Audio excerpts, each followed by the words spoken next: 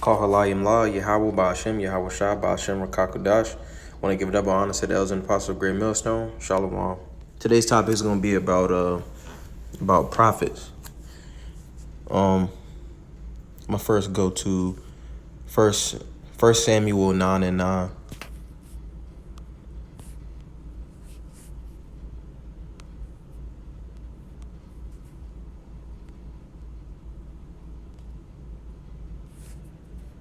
Actually, I'm gonna pull it up too.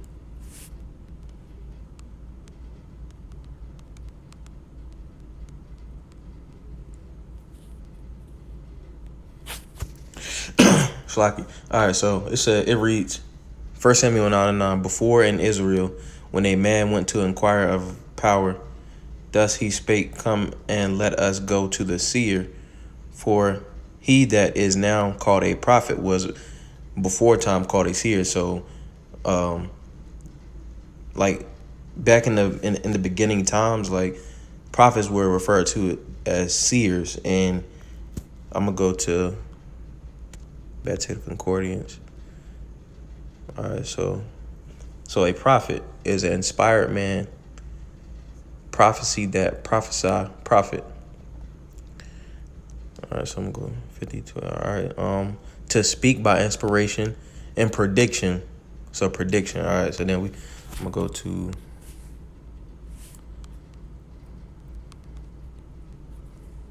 basically giving a prediction, and we're able to predict because we have this knowledge that we were blessed with. All right, so then you go to see your definition. Okay, so a person who is supposed to be able, through supernatural insight, to see what the future holds. All right, so the supernatural insight that we have is the spirit that he's blessed us with. So then I'm going to go to 2 Timothy 2:15.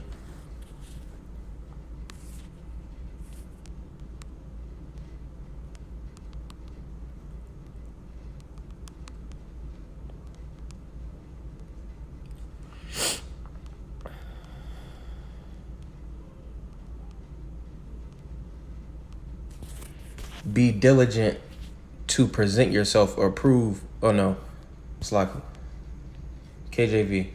Study to shew thyself approved unto power, a workman that needeth not to be ashamed, rightly dividing the word of truth. All right, so a true prophet, it's a lot of false prophets in the world nowadays. So a true prophet is going to divide the word of truth. They're going to break down the Bible the way it needs to be broken down, because there's a lot of dark parables throughout the Bible.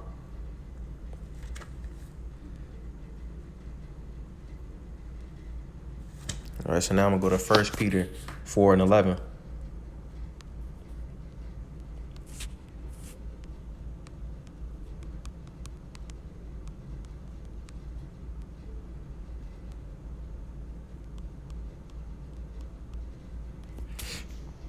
All right, and it reads, 1 Peter 4:11. If any man speak, let him speak as the oracles of power. If any man minister, let him do it as of the ability which power giveth, that power in all things may be glorified through Hamashiach, to whom be praise and dominion forever and ever. Amen. All right, so it says, if any man speak, let him speak as the oracles. We can go to the concordance for this.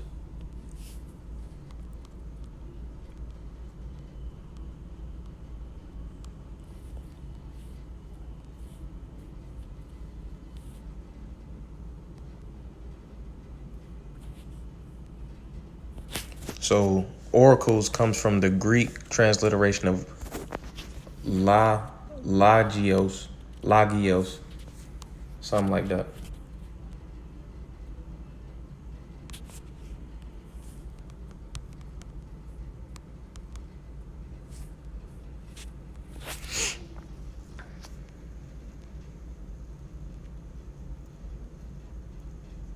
So we got a priest or a priestess acting as a medium through whom advice or prophecy was sought from the gods in classical and antique Antiquity, yeah, that word. Then you got the second definition, a response or message given by an oracle, typically one that is ambiguous or obscure. So when we talking about prophecy, we need to be pull out the scriptures as much as possible. We shouldn't be using our own words. It should be let the prophecy speak for themselves. We should be talking verbatim out of the truth, out of the word, straight from the word. Because if you add or take away from like what's meant in the verse, then like that'll be a bad look on you. All right. So I'm gonna go to 2 Peter 3:16. So yeah, you gonna have some false prophets out there, and this talks about them briefly.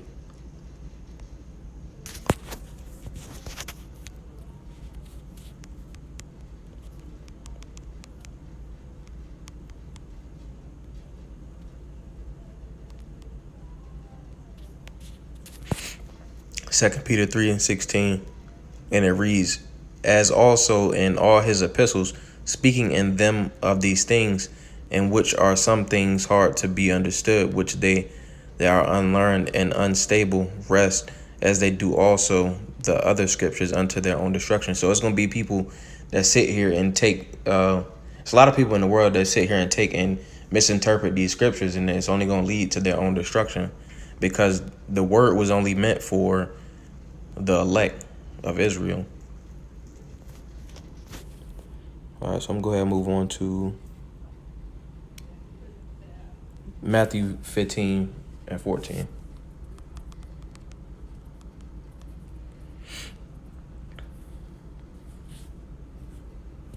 All right, so right here, Matthew 15 and 14. Let them alone. They be blind leaders of the blind. And if the blind lead the blind, both shall fall into a ditch. Okay, so these different pastors, these different just these false prophets in general, like they're leading they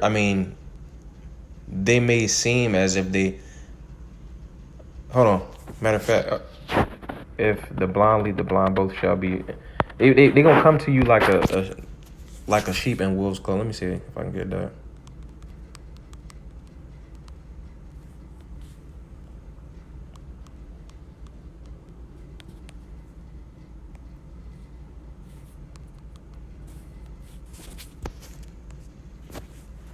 All right, so Matthew 7:15. Matthew chapter 7, verse 15. Beware of false prophets which come to you in sheep's clothing, but inwardly they are ravening wolves. So yeah, like I know some churches, like they got like little things where like they give you like money or just little nice things. Like it's gonna seem nice, but ultimately, are they preaching what's actually like written in the Bible verbatim, and how it's supposed to be like taken, how it's supposed to be interpreted.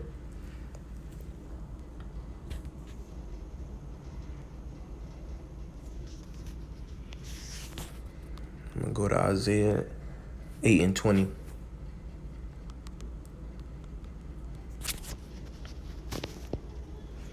All right, so Isaiah 8 and 20, it reads, to the law and to the testimony, if they speak not according to this word, is because there is no light in them. So the light, like they don't, if somebody is not speaking, they're not correctly breaking down these scriptures, it's because they don't have, the spirit is not dealing with them, and they don't have the full doctrine, the full truth, the full way they're supposed to be breaking. The spirit is not the spirit is not dealing with them. All right. So I'm gonna go back to 2 Timothy.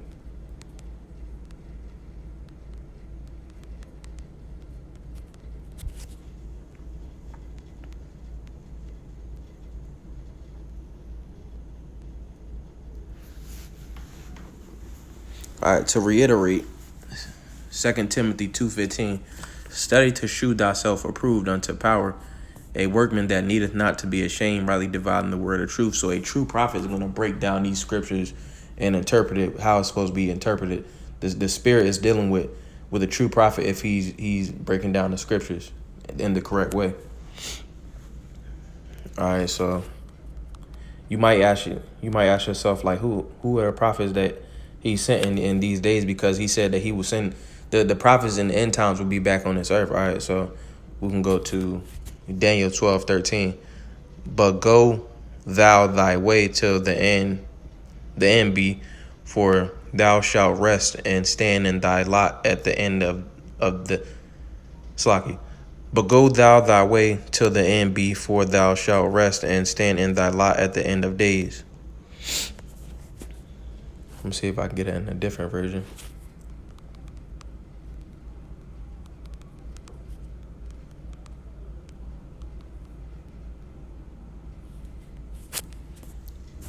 What the fuck?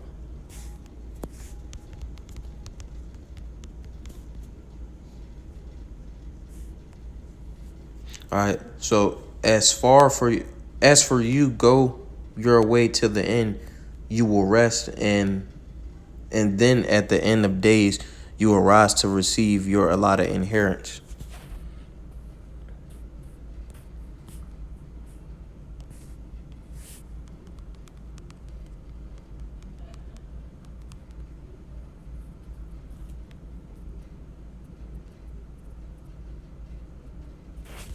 As for you, go until the end, and go until the end, you will rest, and then at the end of days, you will receive again.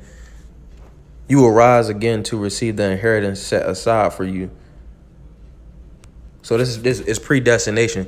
This is the New Living Translation, but it says the time of the end. So this is referring to these end days. So it says in the end days you will receive the lot.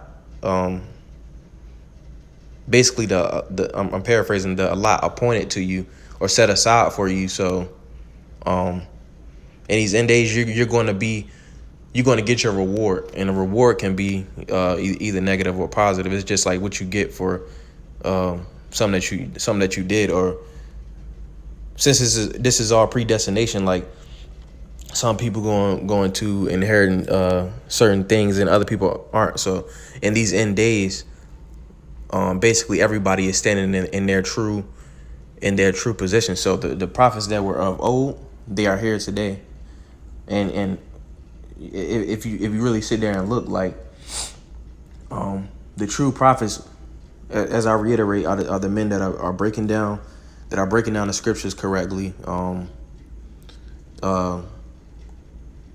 speaking the words verbatim, using the scriptures as much as possible so that they can speak for themselves. All right, so hopefully that was edifying to the hopeful elect. I want to say, call Halayim La, Yahweh Ba'Shem, Yahweh Shah Ba'Shem, Rakakodash.